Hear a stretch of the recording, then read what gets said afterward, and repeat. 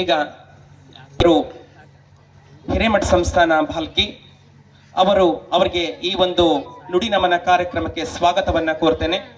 ಜೊತೆಗೆ ಈ ಒಂದು ಪೂಜ್ಯರ ಕುರಿತು ನುಡಿ ನಮನ ಮಾತುಗಳನ್ನ ತಿಳಿಸ್ಬೇಕು ಅಂತ ಹೇಳ್ಬಿಟ್ಟು ಪೂಜ್ಯರಲ್ಲಿ ನಾನು ವಿನಂತಿಸಿಕೊಳ್ತೇನೆ. ಓಂ ಶ್ರೀ ಗುರು ಬಸವಲಿಂಗಾಯ ನಮಃ. ಮಹಾತ್ಮ ಬಸವೇಶ್ವರರ ಸ್ಮರಣೆ ಮಾಡಿ ಲಿಂಗೈಕ್ಯ ಡಾಕ್ಟರ್ ಚನ್ನಬಸವ ಪಟ್ಟದೇವರನ್ನ ಸ್ಮರಿಸಿ ನಡೆದಾಡುವ ದೇವರು ಪರಮ ಪೂಜ್ಯ ಸದ್ಗುರುಗಳು ಸಿದ್ದೇಶ್ವರಪ್ಪಗಳವರ ಅಂತರಂಗದಲ್ಲಿ ಸ್ಮರಿಸಿ ಪರಮ ಪೂಜ್ಯ ಸದ್ಗುರುಗಳಾದ ಡಾಕ್ಟರ್ ಬಸವಲಿಂಗ ಪಟ್ಟದೇವರ ಶ್ರೀಪಾದಕ್ಕೊಂದಿಸುತ್ತ ಈ ಕಾರ್ಯಕ್ರಮದ ಸನ್ನಿಧಾನ ವಹಿಸಿರುವ ಕಾಕಂಡಿಕೆ ಅಪ್ಪಳಿಯವರಿಗೂ ಹಾಗೂ ಇಲ್ಲಿವರೆಗೆ ಮಾತುಗಳನ್ನು ಆಡಿರುವ ಸಂಗಮೇಶ್ವರ ಅಪ್ಪಗಳವರಿಗೂ ಬ್ರಹ್ಮಾನಂದ ಅಪ್ಪಗಳವರಿಗೂ ಈ ಕಾರ್ಯಕ್ರಮವನ್ನು ಮಹಾಮನೆಯಲ್ಲಿ ಅಪ್ಪುಗಳವರ ಸೇವೆಯನ್ನು ಮಾಡಿ ಅದು ನಿರಂತರವಾಗಿ ಅಪ್ಪುಗಳವರ ಸ್ಮರಣೆ ಇರಬೇಕು, ಹಾಗೆ ಮತ್ತು ಉಳಿಬೇಕನ್ನುವ ಇಚ್ಛೆಯ ಸದ್ಭಾವನೆಯಿಂದ ನಮ್ಮ ಚನ್ನಬಸವ ಬಳತೆಯವರ ದಂಪತಿಗಳಿವರಿಗೂ ಹಾಗೂ ಎಲ್ಲ ಸೇವಾ ಸಮಿತಿಯವರಿಗೂ, ಎಲ್ಲ ತಾಯಂದಿರಿಗೂ, ಎಲ್ಲ ಮಕ್ಕಳಿಗೂ, ತಮ್ಮೆಲ್ಲರಿಗೂ ಭಕ್ತಿಪೂರ್ವಕ ಶರಣು ಶರಣಾರ್ಥಿ. ತಾವೆಲ್ಲ ಬಾಲ್ಕಿಯ ಜನತೆ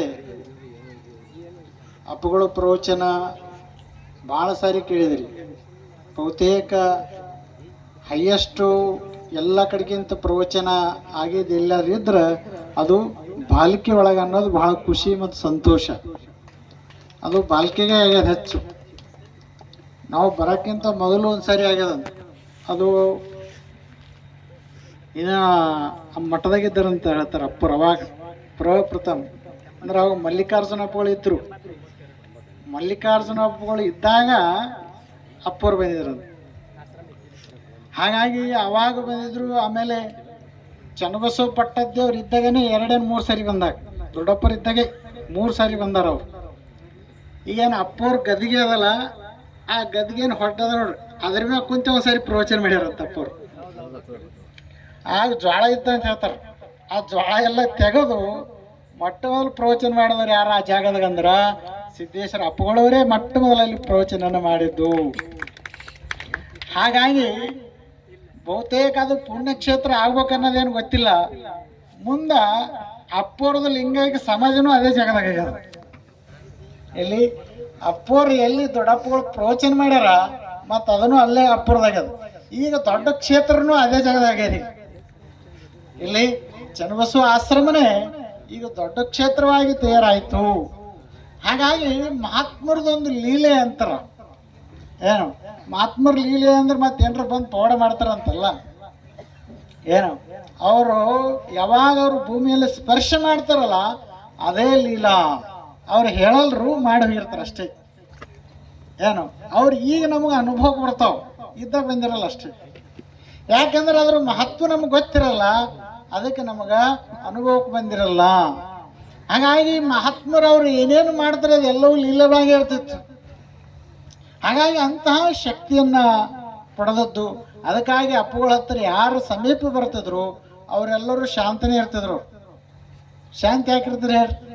ಈಗ ನೋಡ್ರಿಲ್ಲ, ಅವು ಈ ಫೋಟೋ ಹಿಂದೆ ತರಂಗ ರೌಂಡ್ ಇರ್ತದೆ ನೋಡ್ರಿ, ಪ್ರಭಾವಳಿ ಅಂತ ಇರ್ತದೆ. ಪ್ರಭಾವಳಿ ನೋಡ್ರಿ, ಆ ಪ್ರಭಾವಳಿಯಿಂದ ಈ ಅಕ್ಕಮಹಾದೇವ್ ಫೋಟೋ ಇರ್ತದೆ ನೋಡ್ರಿ. ಆ ಅಕ್ಕಮಹಾದೇವ್ ಫೋಟೋ ಹತ್ರ ಹುಲಿ ಇರ್ತದೆ, ಸಿಂಹ ಇರ್ತದೆ, ಏನಂತಾರೆ ಮೊಲ ಇರ್ತದೆ, ಎಲ್ಲ ಇರ್ತಾವ. ಕ್ರೂರ ಪ್ರಾಣಿಗಳನ್ನು ಸಾಧು ಪ್ರಾಣಿಗಳೆಲ್ಲ ಬಾಜುನೇ ಇರ್ತಾವ. ಯಾಕಿರ್ತಾವ? ಒಂದಕ್ಕೊಂದು ಹೊಡ್ಕೊಂಬಲ್ಲ. ಯಾಕೆ ಈ ಹುಲಿಗಿ ಮತ್ತು ಮಲ್ಕ್ ಆಗ್ತದನ್ ಹೇಳ್ರಿ? ಆಗಿ ಬರಲ್ಲ. ಆದ್ರೂ ಅಲ್ಲಿ ಸಮಾಧಾನ ಇರ್ತಾವ. ಯಾಕೆ ಹೇಳ್ರಿ? ಯಾಕೆಂದ್ರೆ ಕ್ರೂರತ್ವವನ್ನು ತೆಗೆದು ಸಾಧುತ್ವವನ್ನು ಮಾಡುವ ಶಕ್ತಿ ಸಾಮರ್ಥ್ಯ ಇರ್ತದೆ, ಒಬ್ಬ ಮಹಾತ್ಮರ ಹತ್ರ ಇರ್ತದೆ.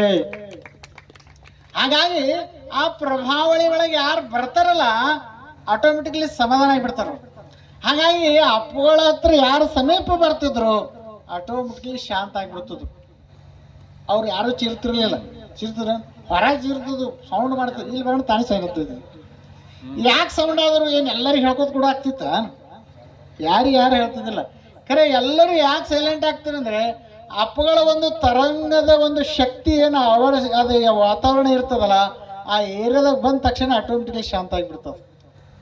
ಹಾಗಾಗಿ ಯಾರು ಬರ್ತಿದ್ರು ಅವರು ಶಾಂತ ಆಗ್ತಿತ್ತು, ಅವ್ರ ದುಃಖಗಳನ್ನು ತಾನೇ ದೂರ ಆಗುತ್ತಿದ್ವು. ಯಾರಿಗೆ ಕಷ್ಟ ಅದ ದುಃಖಗಳದಾವ ಅವರು ಅಪ್ಪುಗಳ ಸಮೀಪ ಬಂದ್ರು ಸಾಕು ಎಲ್ಲ ಕಷ್ಟಗಳೆಲ್ಲ ದೂರ ಆಗ್ತಿತ್ತು. ಹೆಂಗ ಬ್ಯಾಸಿಗೆ ಹೊತ್ತಿನೊಳಗ ಭಾಳ ಬಿಸಿಲದ ಅಂದ್ಗಳೇ ನಾವು ಎಲ್ಲಿ ಹೋಯ್ತೇವ್, ಎಲ್ಲದ ನೆಳ್ಳದ ಹುಡ್ಕೊಂಡು ಹೋಯ್ತೇವೆ ನೀರು ಹಿಡ್ಕ್ಯದ್ರ ನೀರ್ ಹತ್ರ ಹೋಗ್ತೇವು. ಹಾಗೆ ನಮ್ಗೆ ಯಾರಿಗೆ ದುಃಖ ಆಗ್ಯದ ಕಷ್ಟ ಆಗ್ಯದ ನಮಗೆ ಶಾಂತಿ ಸಿಗಬೇಕಂತ ಎಲ್ಲಿ ಹುಡ್ಕೋತ ಹೋಗ್ಬೇಕಂದ್ರ ಅಪ್ಪಗಳ ಹತ್ರ ಬಂದ್ರು ಸಾಕು ಶಾಂತಿಯನ್ನ ಸಿಗ್ತಿತ್ತು, ಸಮಾಧಾನ ಸಿಗ್ತಿತ್ತು. ಯಾಕೆಂದ್ರೆ ಆ ಶಾಂತಿಯ ಒಂದು ಶಬ್ದದ ಎಲ್ಲಿ ಅರ್ಥ ನೋಡ್ಬೇಕಾದ್ರೆ ಅವ್ರ ಬಳಿ ಬಂದು ಕುಂತ್ರ ಸಾಕು ತಾನೇ ಶಾಂತಿ ಸಿಗ್ತಿತ್ತು. ಹೌದಲ್ಲ? ಆ ಡಿಕ್ಷನರಿ ಮತ್ತೆ ಅರ್ಥ ಹುಡ್ಕೋತ ಹೋಗೋ ಅವಶ್ಯಕತೆ ಇಲ್ಲ. ಅವ್ರ ಸಮೀಪ ಕುಂತ್ರ ಸಾಕು ಶಾಂತಿದ ಒಂದು ಭಾನ ನಮ್ಗೆ ಜ್ಞಾನಕ್ಕೆ ಆಗ್ತಿತ್ತು. ಏನು ಕಲ್ತವ್ರಿಗೆ ಆಗ್ತಿತ್ತು, ಕಲ್ಯಾಣದವ್ರಿಗೆ ಆಗ್ತಿತ್ತು ಹಂಗೇನಿಲ್ಲ, ಎಲ್ಲರಿಗೂ ಆಗ್ತಿತ್ತು. ಹೌದಲ್ಲ? ಸೂರ್ಯನ ಸಮೀಪ ಬೆಳಕಿನ ದೀಪನ ಬೆಳಕು ಬಂದೇವು ಅಂದ್ರೆ ಎಲ್ಲರಿಗೆ ಬೆಳಕಾಗ್ತದೆ. ಯಾರ ಮನೆಗಾರ ಕೊಯ್ಯಲಾಕ ದೀಪ ಎಲ್ಲರ ಮನೆ ಬೆಳಗ್ತದ, ಬಡವರಿರ್ಲಿ ಶ್ರೀಮಂತರಿರ್ಲಿ ಯಾರೇ ಇರಲಿ. ಆ ಹೆಂಗ ಬೆಳಕು ದೀಪ ಒಯ್ದ ಮೇಲೆ ಹೆಂಗ ಬೆಳಗ್ತದಲ್ಲ, ಹಾಗೆ ನಾವು ಯಾರಿಗೆ ಶಾಂತಿ ಬೇಕಾಗ್ತದಂದ್ರ ಅಪ್ಪನ ಹತ್ರ ಬಂದ್ರೆ ಸಾಕು ನಮ್ಮ ಮನುಷ್ಯನೊಳಗ ನಮ್ಮ ಮನದೊಳಗ ಶಾಂತಿ ನಿರ್ಮಾಣ, ಜಲ ನಿರ್ಮಾಣ ಆಗ್ತಿತ್ತು. ಅಂತಹ ಅಪ್ಪಗಳವರು ಅವ್ರ ಮಧ್ಯದಾಗ ನಾವು ಇದ್ದೇವೆ ಅನ್ನೋದು ದೊಡ್ಡದೊಂದು ಪುಣ್ಯ ಮತ್ತು ನಮ್ದೆಲ್ಲ ಭಾಗ್ಯ. ಒಂದು ಇತಿಹಾಸ ಅವ್ರ ಕಾಲದೊಳಗೆ ನಾವು ಇದ್ದೇವೆ ಅನ್ನೋದು ಒಂದು ಇತಿಹಾಸನೇ ಅದು. ಹಾಗಾಗಿ ಅದಕ್ಕೆ ಹೇಳ್ತಾರೆ ಶರಣರು, ಯಾರು ಉರ್ಲಿಂಗ ದೇವರು, ಲೋಕದಂತೆ ಬಾರರು ಲೋಕದಂತೆ ಈರರು, ಲೋಕದಂತೆ ಹೋಗರು ನೋಡ, ಪುಣ್ಯದಂತೆ ಬಪ್ಪರು ಜ್ಞಾನದಂತೆ ಇಪ್ಪರು, ಮುಕ್ತಿಯಂತೆ ಹೋಗರು ನೋಡ. ಉರಲಿಂಗ ದೇವ ನಿಮ್ಮ ಶರಣರು ಉಪಮಾತೀತರು ಉಪಮಿಸಬಾರದು. ಹೇಗೆ ಬರ್ತಾರ ಮಹಾತ್ಮರು ಈ ಲೋಕದೊಳಗಂತ, ಲೋಕದಂತೆ ಬಾರರು ಲೋಕದಂತೆ ಈರರು, ಏನು ಲೋಕದಂತೆ ಹೋಗರು ನೋಡಯ್ಯ. ಯಾಕಂದ್ರೆ ಅವ್ರು ಲೋಕದಂಗ ನಮ್ಮಂಗ ಹುಟ್ಟಿ ಬರಲ್ಲ, ನಮ್ಮಂಗ ಇರಲ್ಲ, ನಮ್ಮಂಗ ಹೋಗಲ್ರು. ಅದಕ್ಕೆ ಅವ್ರು ಹೇಗಿರ್ತಾರ, ಪುಣ್ಯದಂತೆ ಬಪ್ಪರು ಜ್ಞಾನದಂತೆ ಇಪ್ಪರು. ಅವ್ರು ಹೇಗಿದ್ರೆ ಅದನ್ನೆಲ್ಲ ಪಡ್ಕೊಂಡೇ ಭೂಮಂಡಲಕ್ಕೆ ಬಂದವ್ರು ಅದಾರ. ಅವ್ರು ಹೇಗದಾರ ಅಂದ್ರೆ ಜ್ಞಾನದಂತೆ ಇಪ್ಪರು ಮುಕ್ತಿಯಂತೆ ಹೋಗರು ನೋಡಯ್ಯ. ಅವ್ರು ಅದಕ್ಕಾಗಿ ಅಂತಹ ಪಡೆದವ್ರು ಮಾತ್ರನೇ ಅದಕ್ಕೆ ಉರ್ಲಿಂಗ ಪೆದ್ದೆ ಹೇಳ್ತಾರ, ಒಬ್ಬ ಮಹಾತ್ಮರು ಒಬ್ಬರು ಶರಣರು ಹೇಗೆ ಭೂಮಂಡಲಕ್ಕೆ ಬಂದರು ಅಂದ್ರ, ಅಂಥವ್ರು ಯಾರಾದ್ರ ಜ್ಞಾನತ್ವವಾಗಿ ಬಂದರೆ ಮುಕ್ತಿತ್ವವಾಗಿ ಬಂದಾರ ಅವ್ರು ಹೋದ್ರು ಮುಕ್ತಿಯಾಗಿ ಹೋಗ್ತಾರ. ಅಂಥವ್ರ ಬಗ್ಗೆ ಏನು ಉಪಮಿಸಬೇಕು ಹೇಳಿ? ಅವ್ರ ಬಗ್ಗೆ ಏನು ಹೇಳೋದು? ಸೂರ್ಯನ ಬಗ್ಗೆ ಏನು ವರ್ಣನೆ ಮಾಡೋದ? ದೀಪ ಹಚ್ಚಿ ಏನು ಬೆಳಗಕ್ಕೆ ಸಾಧ್ಯ? ಸೂರ್ಯನ ಬೆಳಗಕ್ಕೆ ಆಗ್ತದೇನು ಹೇಳಿ? ದೀಪ ಸೂರ್ಯ ಎಷ್ಟು ದೊಡ್ಡದು, ನಾವು ಒಂದು ಸಣ್ಣ ದೀಪ ಹಚ್ಚಿ ಏನು ಬೆಳಗಕ್ಕೆ ಸಾಧ್ಯ ಹೇಳಿ? ಹಾಗೆ ಜ್ಞಾನದ ದೀವಿಗೆ ಯಾರದಂತಂದ್ರೆ ಜ್ಞಾನ ಭಂಡಾರ ಯಾರಂದ್ರೆ ಆ ಅಪ್ಪಗಳವರ. ಅವ್ರು ಬಂದು ನಮ್ದೇನು ಹೇಳದ ಹೇಳಿ? ಏನು ಹೇಳೋದಿಲ್ಲ, ಎಲ್ಲ ಸೂರ್ಯನೇ ಇರ್ತಾವ. ಹಾಗಾಗಿ ಅವ್ರ ಬೆಳಕಿನೊಳಗೆ ನಾವು ಇರೋದು ಅಷ್ಟೇ. ಅವರು ಹೋಗಿದ ಹಾದಿ ಒಳಗ ನಾವು ನಡ್ಕೊಂಡು ಹೋಗೋದು.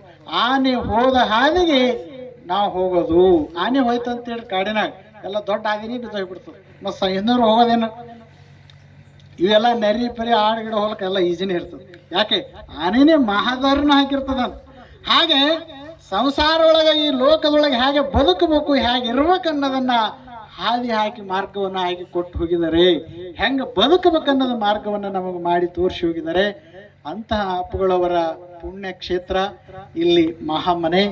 ಯಾಕೆಂದ್ರೆ ಇಲ್ಲಿ 52 ದಿನಗಳ ಕಾಲ ಅಪ್ಪುಗಳವರು ಇಲ್ಲಿ ಎಲ್ಲ ವಚನ ತತ್ವಾನುಭವ ಇಲ್ಲಿ ಚಿಂತನೆಯನ್ನ ನಡೀತು. ಬಹುತೇಕ 100 ಸ್ವಾಮಿಗಳು ಬಂದು ಇಲ್ಲಿ ಅಧ್ಯಯನ ಮಾಡಿ ಹೋಗಿದ್ದ ಜಾಗನೇ ಇಲ್ಲಿದೆ. ಹೀಗಾಗಿ ನಮ್ಮದು ಪುಣ್ಯನೇ. ಯಾಕೆಂದ್ರೆ ಅಪ್ಪುಗಳವರ ಸಂಪರ್ಕ ಬಂತು.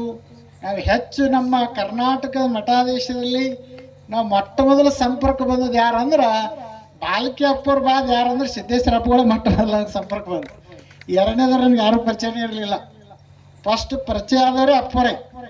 ಹಾಗಾಗಿ ಫಸ್ಟ್ ಪರಿಚಯ ಯಾರು ಮಾಡಿಕೊಟ್ರೆ ಅಪ್ಪವ್ರು ಅಂದ್ರೆ ಅಪ್ಪಗಳ ಬಲ್ಲೇ ಪರಿಚಯ ಮಾಡಿಸ್ತಾರೆ. ಒಯ್ದು ನನಗೆ ಪ್ರವಚನಕ್ಕೆ ಒಯ್ದು ಬಿಟ್ರು ಒಂದು ತಿಂಗಳ. ನಮ್ಮ ಮಠದಾಗ ಇವ್ರು ಸಾಧಕರೇ, ಅದಕ್ಕೆ ಇವ್ರು ಪ್ರವಚನ ಕೇಳ್ತಾರಂದ್ರೆ ಅದಕ್ಕಂತ ಹೇಳಿ ಮೊದಲು ನನಗೆ ಎಲ್ಲಿ ಒಯ್ದು ಬಿಟ್ರೆ ಪ್ರವಚನ ಕೇಳಕ್ಕಂದ್ರೆ ಅಪ್ಪಗಳ ಹತ್ರನೇ ಒಯ್ದು ಬಿಟ್ರು ಫಸ್ಟ್ ಪ್ರವಚನ. ಹೀಗಾಗಿ ಪ್ರತಿ ವರ್ಷ ಅಪ್ಪಗಳದ್ದು ಎಲ್ಲೆಲ್ಲಿ ಪ್ರವಚನ ಇರ್ತಿತ್ತು ಒಂದು ತಿಂಗಳು ಹೋಗ್ತಿದ್ದೆ ಫಿಕ್ಸ್. ವರ್ಷದಲ್ಲಿ ಒಂದು ತಿಂಗಳು ನಮ್ಮದು ಫಿಕ್ಸ್ ಇರ್ತಿತ್ತು. ಅಂದ್ರೆ ವರ್ಷಕ್ಕೊಂದು ಸಾರಿ ಒಂದು ತಿಂಗಳ ಅಪ್ಪಗಳಲ್ಲಿ ಹೋಗಿ ಚಿಂತನೆಯನ್ನ ಮಾಡ್ತಿದ್ರು. ಪ್ರತಿ ವರ್ಷ ಚಿಂತನೆಗಳನ್ನ ಅಪ್ಪಗಳು ವಚನ ಸಾಹಿತ್ಯವನ್ನ, ಲಿಂಗಾಯತ ಧರ್ಮ ಪರಿಚಯ ಮತ್ತು ವಚನ ತತ್ವಾನುಭವ, ಹಾಗಾಗಿ ಇವೆಲ್ಲ ತತ್ವಗಳನ್ನ, ಶಟಸ್ಥಲವನ್ನ, ಅಷ್ಟವರ್ಣಗಳನ್ನ ಬಹಳ ಕ್ರಮವಾಗಿ ನಮಗೆ ಕಲಿಸಿದವರು ಯಾರು ಅಂದ್ರ ಅಪ್ಪಗಳವ್ರ ಕ್ಲಾಸದಿಂದನೇ ಬಂತು ನಮ್ಗೆ. ಹಾಗಾಗಿ ಮೂರು ತಿಂಗಳು ನಮ್ಮ ಕ್ಲಾಸನ್ನು ಬಿಟ್ಟರು ನಾವು. ಅವ್ರು ಎಷ್ಟೇ ಕಾರ್ಯಕ್ರಮಕ್ಕೆ ಹೋದ್ರು ನಮ್ಮ ಕ್ಲಾಸ್ ಮಾತ್ರ ತಪ್ಪಿಕೊಡ್ತಿದ್ದಿಲ್ಲ. ಅವ್ರು ಬಿಡುವಿಲ್ಲ, ಕಾರ್ಯಕ್ರಮ ಮಾಡ್ತಿದ್ರು, ಹೋಗಿ ಬರ್ತಿದ್ರು. ಹೋದ್ರೆ ನಾವು ಇವತ್ತು ಭಾಳ ಆಯಾಸ ಆಗ್ಯದಂತ ಹೋಗಿ ಕುಂತ್ರೆ ಮತ್ತೆ ಕರೆಸ್ತಿದ್ರು, ಬರ್ರಿ ಎಲ್ಲರೂ. ಅಪ್ಪಗಳಿಗೆ ಯಾವ್ದು ಖುಷಿ ಪಡ್ತಿತ್ತಂದ್ರೆ ಚಿಂತನ ಅಂದ್ರೆ ಭಾಳ ಖುಷಿ ಪಡ್ತಿತ್ತು ರೀ. ನೀವು ಮತ್ತು ಹೊಲ್ದು ಮನೆ ಲೌಕಿಕ ಹೇಳಿದ್ರೆ ಅವ್ರಿಗೇನು ಖುಷಿ ಪಡ್ತಿರ್ಲಿಲ್ಲ. ಅವ್ರಿಗೆ ಅಪ್ಪಗಳಂದ್ರೆ ಚಿಂತನ, ಆಧ್ಯಾತ್ಮಿಕ ಅಂದ್ರೆ ಬಹಳ ಖುಷಿ ಅವ್ರಿಗೆ. ಹಾಗಾಗಿ ಯುವಕ ಸನ್ಯಾಸಿ ಅಂದ್ರೆ ಅತಿ ಪ್ರೇಮ ಅವ್ರಿಗೆ. ಯಾಕೆಂದ್ರೆ ಅವ್ರು ಮನೆ ಬಿಟ್ಟು ಬಂದಾರ ಅನ್ನೋದೇ ಅವ್ರಿಗೆ ದೊಡ್ಡ ಹಿಗ್ಗು. ಅದಕ್ಕಾಗಿ ಇದಕ್ಕಿಂತ ದೊಡ್ಡ ಸನ್ಯಾಸಿ ಇನ್ನೇನು ಬೇಕಂದ್ರು ಅವ್ರು, ಇದೇ ವೈರಾಗ್ಯ ಅಂದ್ರು ಅವ್ರು. ಹೀಗಾಗಿ ಅವ್ರು ಬಂದಾರಲ್ಲ, ಅವ್ರನ್ನ ಅಷ್ಟು ಪ್ರೀತಿ ಪ್ರೇಮದಿಂದ ಹಚ್ಕೊಳ್ಳೋರು ಅಂದ್ರೆ ಅಪ್ಪಗಳವರು.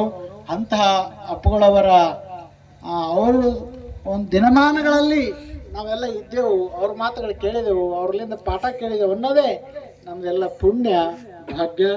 ಅದಕ್ಕಾಗಿ ಇವತ್ತು ನುಡಿ ನಮ್ಮನ ಅಪ್ಪಗಳದು ಇವತ್ತು ತಾವೆಲ್ಲ ಅಪ್ಪಗಳದು ಭಾಳ ಜನ ಎಲ್ಲ ಕೇಳಿದವ್ರು ಇದ್ರಿ. ಅವರೆಲ್ಲ ಮಾತುಗಳನ್ನು, ಅವರ ಸ್ಪರ್ಶವನ್ನು, ಅವರ ದರ್ಶನವನ್ನ ತಾವೆಲ್ಲ ಪಡೆದವ್ರು ಇದ್ರಿ. ಅದಕ್ಕಾಗಿ ತಮ್ಮದೆಲ್ಲ ಅಹೋ ಭಾಗ್ಯ, ನಮ್ಮದು ಒಂದು ಪುಣ್ಯ ಭಾಗ್ಯ. ಅದಕ್ಕಾಗಿ ನಮ್ಮ ಆ ಸೇವಾ ಮಾಡುವ ಅವಕಾಶ ನಮ್ಮ ಬಳತೆಯವರಿಗೂ, ಅವರ ದಂಪತಿಗಳು ಅವರೆಲ್ಲವನ್ನ ಬಿಟ್ಟು ಬಹಳ ತನು ಮನ ಧನದಿಂದ ಸೇವೆಯನ್ನ ಮಾಡಿದವರೇ ನಮ್ಮ ಬಳತೆ ದಂಪತಿಗಳವರು. ಬಹಳ ಚೆನ್ನಾಗಿ ಅವ್ರು ಇಲ್ಲೇ ಹೊಲ್ದಾಗಿದ್ರು. ಆವಾಗ ಎಲ್ಲ ಚಳಿ ಭಾಳ ಇತ್ತು, ಡಿಸೆಂಬರ್ ತಿಂಗಳಿತ್ತು, ಭಾಳ ಚಳಿ ನಡಗ ಇರ್ತಿತ್ತು. ಅದ್ರಾಗೆ ಅವರೆಲ್ಲ ಕೆಲಸ ಮಾಡೋದು, ದಾಸೋಹ ಮಾಡೋದು, ಅಡಿಗೆ ಮಾಡೋದು ಅವರೇ ಮಾಡ್ತಿದ್ರು. ಹೀಗಾಗಿ ನಾವು 22 ದಿನ ಇಲ್ಲೇ ಉಳಿದೆವು. ನಾವು ಇಡೀ ಎಲ್ಲ ಸ್ವಾಮಿಗಳು ಇಲ್ಲೇ ಉಳಿದಿದ್ದೆವು. ಹೀಗಾಗಿ ಆ ಒಂದು ಆನಂದ ಮತ್ತು ನಾವು ಏನು ದೀಪಾವಳಿ ಏನಾದ್ರು ಆಕಾಶ ಬಿಟ್ಟು ಹಾರಿಸಿದ್ರೆ ಅಪ್ಪವ್ರು ನಾವೆಲ್ಲ ಇಲ್ಲೇ ಹಾರಿಸಿದೆವು. ಹಾಗಾಗಿ ಅಪ್ಪಗಳು ಭಾಳ ಖುಷಿ ಪಡ್ತಿದ್ರು ಹಬ್ಬಗಳು ಆಚರಣೆಗೆ, ಅವರು ದಾಸೋಹಕ್ಕ, ಇಲ್ಲೆಲ್ಲ ವಾತಾವರಣಕ್ಕೆ ಬಹಳ ಆನಂದ ಪಟ್ಟವ್ರೆ ಅಪ್ಪಗಳು ಇದ್ರು. ಇದನ್ನೆಲ್ಲ ನೋಡಿ ಭಾಳ ಖುಷಿ ಪಡೋರು. ಎಷ್ಟು ಚಲೋ ಮಾಡ್ಯಾರ ಅಂತಿದ್ರು ಅವ್ರು ವಾಕಿಂಗ್ ಮಾಡೋ ಟೈಮಿಗೆ. ಹೀಗಾಗಿ ಅಪ್ಪಗಳಿಗೆ ಇದು ವಾತಾವರಣ ಭಾಳ ಹಿಡಿಸಿತ್ತು. ಹೀಗಾಗಿ ಅವಾಗ ನೆನಪು ಮಾಡೋರು, ಇದು ಹೆಂಗೆ ಬಿಡಬೇಕು, ಇದು ಹೆಂಗೆ ಅಂತೆಲ್ಲ ಕೇಳ್ತಿದ್ರು ಅವ್ರು. ಹೀಗಾಗಿ ಅಷ್ಟು ಹಿಡಿಸಿದ್ದು ಯಾವ ಕ್ಷೇತ್ರ ಅಂದ್ರೆ ಇಲ್ಲಿ ಮಹಾಮನೆ ಜಾಗ, ಈ ಪರಿಸರ, ಆ ವ್ಯವಸ್ಥೆ ಭಾಳ ಚೆನ್ನಾಗಿ ಅವರೆಲ್ಲ ನಮ್ಮ ಬಳತೆಯವರು ಮಾಡಿದರು. ಅದಕ್ಕೆ ತಾವೆಲ್ಲರೂ ಎಲ್ಲ ನಮ್ಮ ಬಾಲ್ಕಿಯ ಜನತೆ ಎಲ್ಲರೂ ಭಾಳ ನಿರಂತರವಾಗಿ ಪ್ರವಚನಕ್ಕೆ ತಾವೆಲ್ಲ ಬಂದಿರಿ, ಸೇವೆಯನ್ನು ಮಾಡಿರಿ. ಹಾಗೂ ಅಪ್ಪಳಗವರ ಆಶೀರ್ವಾದ ನಿಮ್ಮೆಲ್ಲರ ಮೇಲೆ ಇರಲಿ, ಅವರು ದಂಪತಿಗಳ ಮೇಲೆ ಇರಲಿ. ಯಾಕಂತ ಮಹಾತ್ಮರ ಕೃಪೆ ಆಶೀರ್ವಾದ ನಮ್ಮೆಲ್ಲರ ಮೇಲೆ ಇರಬೇಕು. ಇದ್ದಾಗ ಮಾತ್ರನೇ ಈ ಲೋಕದೊಳಗೆ ಮತ್ತೆ ಸುರಕ್ಷಿತವಾಗಿ ನಡಲಿಕ್ಕೆ ಸಾಧ್ಯ ಅದ ಅನ್ನುವ ಮಾತುಗಳನ್ನು ಹೇಳಿ, ಹಾಗೆ ಅಂತ ಅಪ್ಪಗಳವರ ಈಗ ನಮಗೆ ಎಲ್ಲಿ ಸಿಗ್ತದ ಅಪ್ಪಗಳು ಅಂದ್ರೆ ಈಗಿಲ್ಲ ಅಂತ ನಾವು ಅನ್ಕೊಂಡಿರ್ತೀವಿ. ಆದ್ರೆ ಅಪ್ಪಗಳು ಎಲ್ಲರ ಮಧ್ಯದಾಗ ಅದಾರ, ಅವ್ರ ಪುಸ್ತಕದ ಒಳಗೆ ಅದಾರ. ನಮ್ಗೆ ಯಾರು ನೆನೆಸ್ತಾರ, ಯಾರು ಸ್ಮರಣೆ ಮಾಡ್ತಾರ, ಅವರೆಲ್ಲ ಅಪ್ಪಗಳವ್ರು ಅದಾರ, ಏನು ಅದಾರ. ಅವರು ದೈಹಿಕವಾಗಿರೋದಿಲ್ಲ, ಖರೆ ಅವ್ರ ಶಕ್ತಿ ಎಲ್ಲ ಕಡೆ ಇರ್ತದೆ. ಯಾಕೆಂದ್ರೆ ಅದು ದೈವಿ ಶಕ್ತಿವಾದದ್ದು. ಅಂತಹ ದೈವಿ ಪುರುಷರು, ಮಹಾಪತ್ಮರು ಸ್ಮರಣೆ ಯಾರು ಮಾಡ್ತಾರ, ನೆನೆಸ್ತಾರ, ಅಲ್ಲಿ ಅಂತ ಅಪ್ಪಗಳವರು ಇರ್ತಾರೆ. ಅದಕ್ಕೆ ಅವರ ಆಶೀರ್ವಾದ ತಮ್ಮೆಲ್ಲರ ಮೇಲೆ ಇರಲಿ ಅಂತ ಹಾರೈಸಿ, ಹಾಗೂ ದಂಪತಿಗಳವರಿಗೂ, ನಮ್ಮ ಚಂದ್ರಸೋಣ್ಣ ಬಳತೆ ದಂಪತಿಗಳವರಿಗೂ ಅವರೆಲ್ಲ ಕಾರ್ಯಕ್ಕೆ ಯಶಸ್ವಿಯಾಗಲಿ, ಅಪ್ಪಗಳವರ ಆಶೀರ್ವಾದ ಅವ್ರ ಮೇಲೆ ಇರಲಿ ಅಂತ ಹಾರೈಸಿ ನಮ್ಮೆರಡು ಮಾತು ಮುಗಿಸುತ್ತಿ. ಓಂ ಶ್ರೀ ಗುರು ಬಸವಲಿಂಗಾಯ ನಮಃ. ಶ್ರೀ ಸಿದ್ದೇಶ್ವರ ಅಪ್ಪಾಜಿಗಳು ಆಧ್ಯಾತ್ಮದ ಬಗ್ಗೆ ಅತಿಯಾಗಿರ್ತಕ್ಕಂತಹ ಒಲವನ್ನ ಹೊಂದಿದ್ರು. ಜೊತೆಗೆ ನಿಮ್ಮ ಬದುಕು ರೂಪಿಸುವುದು ನಿಮ್ಮ ಕೈಯಲ್ಲಿದೆ. ಕಲ್ಲುಗಳಿಂದ ಗೋಡೆ ಕಟ್ಟುತ್ತೀರೋ ಅಥವಾ ಸೇತುವೆ ನಿರ್ಮಿಸುತ್ತೀರೋ ಅದು ನಿಮಗೆ ಬಿಟ್ಟಿದ್ದು. ನೆನಪಿರಲಿ, ನೀವೇ ನಿಮ್ಮ ಬದುಕಿನ ಶಿಲ್ಪಿಗಳು ಅಂತ ಹೇಳ್ಬಿಟ್ಟು ಕೂಡ ಅಪ್ಪಾಜಿಯವರ ಮಾತನ್ನ ನೆನಪಿಸಿಕೊಟ್ರು ಪರಮ ಪೂಜ್ಯರು. ಜೊತೆಗೆ ಲೋಕದೊಳಗೆ ಹುಟ್ಟಿ ಬಂದ ಬಳಿಕ ಸ್ತುತಿ ನಿಂದೆಗಳು ಬಂದರೆ ಮನದಲ್ಲಿ ಕೋಪವ ತಾಳದೆ ಸಮಾಧಾನಿಯಾಗಿರ್ಬೇಕು ಅಂತ ಹೇಳ್ಬಿಟ್ಟು ಕೂಡ ತಿಳಿಸಿರ್ತಕ್ಕಂತಹ ಪರಮ ಪೂಜ್ಯ ಶ್ರೀ ಮಹಾಲಿಂಗ ದೇವರು ಅವರಿಗೆ ಧನ್ಯವಾದಗಳು. ಈ ಪರಮ ಪೂಜ್ಯ ಶ್ರೀ ಮಹಾಲಿಂಗ ದೇವರು ಅವರಿಗೆ ಹಿರೇಮಠ ಸಂಸ್ಥಾನ ಭಾಲ್ಕಿ ಇವರಿಗೆ ಶಂಭುಲಿಂಗ ಕಾಮಣ್ಣ ಸರ್ ಅವರು ಶಾಲು ಹೊದಿಸಿ ಸನ್ಮಾನಿಸಬೇಕೆಂದು ಅವರಲ್ಲಿ ನಾನು ವಿನಯ ಪೂರ್ವಕವಾಗಿ ವಿನಂತಿಸಿಕೊಳ್ಳುತ್ತೇನೆ.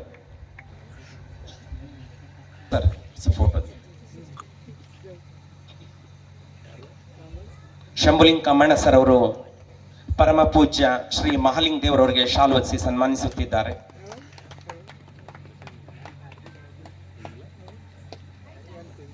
ಒಂದು ಮಹಾ ಮನೆಯ ಬಗ್ಗೆ ಸಾಕ್ಷ್ಯ ಚಿತ್ರ ಇದೆ, ಎಲ್ಲರೂ ಕೂಡ ನೋಡಿ ಆನಂದಿಸೋಣ, ವೀಕ್ಷಿಸೋಣ.